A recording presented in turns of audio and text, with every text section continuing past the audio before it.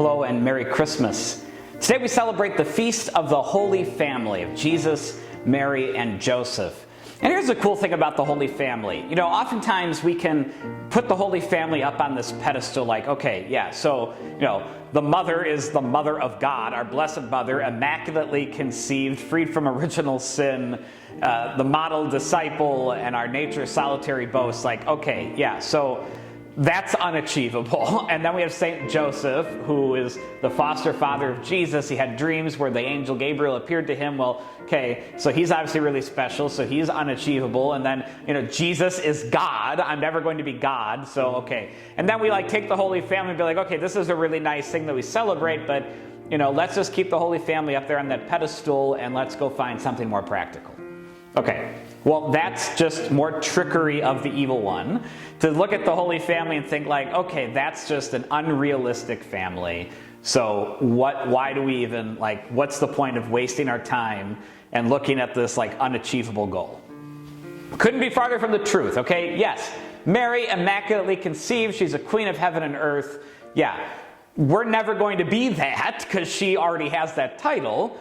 But Mary is human. She's not a goddess. She has no divinity within her whatsoever. All right, the only thing divine that was in her was her child, Jesus, and then he was born, okay? So Mary is just as human as you and I are. She's a human person. I'm a human person. You're a human person. We're all human people, right? Okay, so yes, she's the queen of heaven and earth. She's the Immaculate Conception.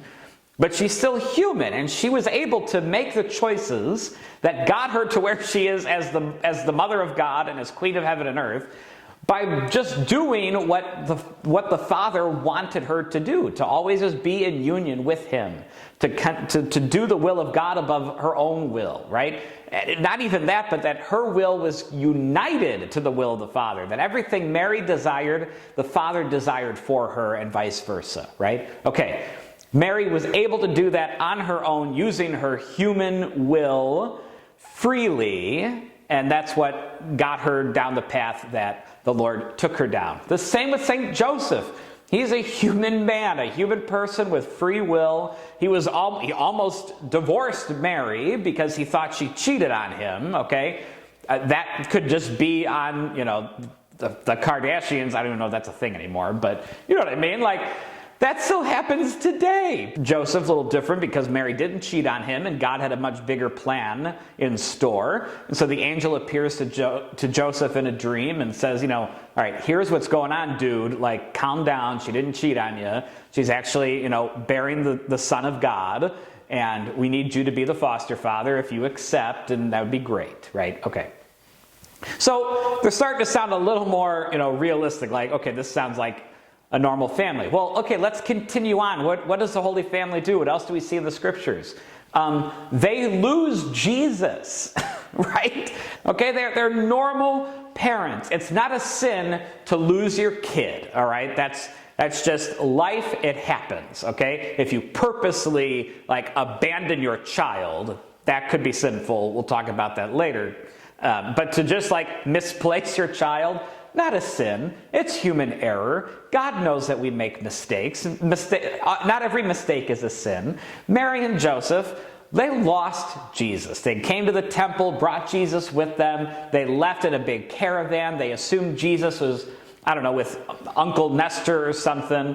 And then when they realized Jesus was nowhere to be found, they freaked. And then they came back to Jerusalem. They went to the temple and they found Jesus in the temple where he was actually teaching at a young age. As a young boy, he's teaching the scribes and the Pharisees about the Torah, right? Which is awesome. But they lost Jesus, okay?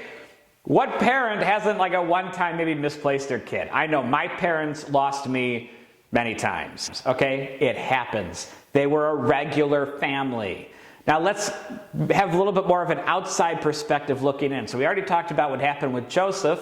He thought Mary cheated on him, was going to divorce her. Well, okay, if Joseph thought that, don't you think it's possible others in the community thought that too? It's not like Joseph was the only one able to figure this out, okay? I'm sure others figured it out as well. Now obviously Joseph, we know he was trying to keep the whole divorce thing quiet because Mary could have been subject to death by stoning for adultery. We see that in the scriptures. Jesus saves a woman caught in adultery from being stoned to death. So Joseph, was trying to keep a tight lid on things when what he thought was happening was adultery. But I'm sure other people had kind of figured it out too. So now Jesus is being born not into this like highfalutin holy family. I mean, they are the Holy Family. We call them that. That's today's feast day.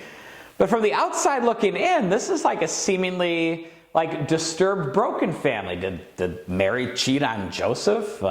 Is Joseph really isn't the father? He's the foster father of this kid. Who's the real dad? All right, this could be like on the Maury show, right? Maybe not quite as bad, but they're a regular family. And I hope that helps you see that when we look at the Holy Family, it's not meant to be this like pie in the sky thing. It's look at these human people that God chose to be part of his life here on earth. Look at these people that Jesus and the Holy Spirit and God the Father decided to make the model family. That, mistakes happen. Kids get lost. That life is chaotic. And a chaotic life doesn't mean you're any less holy. All it means to be holy is to be in union with God. Now, obviously, they did have a leg up because God was part of their family in a very immediate way with Jesus being their son.